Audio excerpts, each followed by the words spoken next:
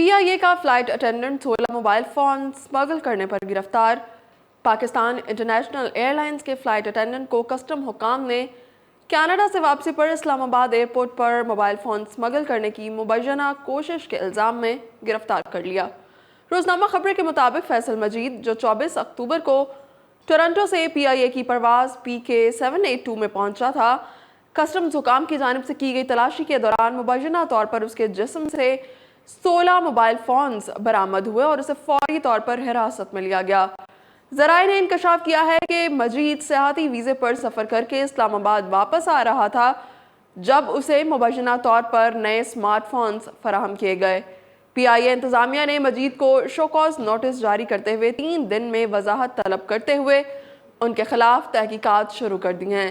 PIA کے ترجمان کے مطابق تسلی بخش جواب دینے میں ناکامی ان کی برطرفی کا باعث بن سکتی ہے۔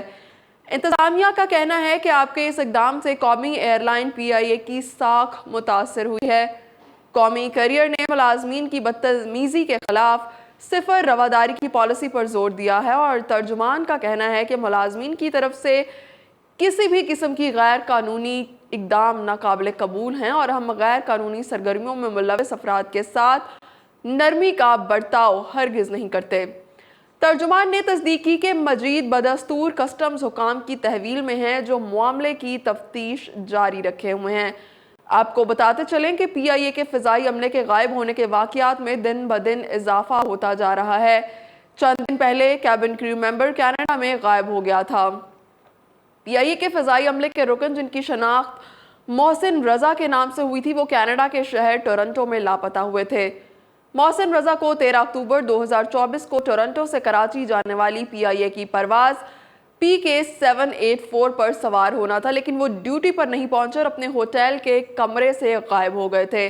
اس واقعے نے PIA انتظامیہ میں شدید تشویش پیدا کی تھی اور PIA انتظامیہ مستقبل میں ایسے واقعات کی روک تھام کے لیے کینیڈین حکام کے ساتھ رابطہ کر رہی ہے، لیکن انتظامیہ کی جانب سے اس مسئلے سے نمٹنے کی متعدد کوششوں کے باوجود مسئلہ بدستور برقرار ہے۔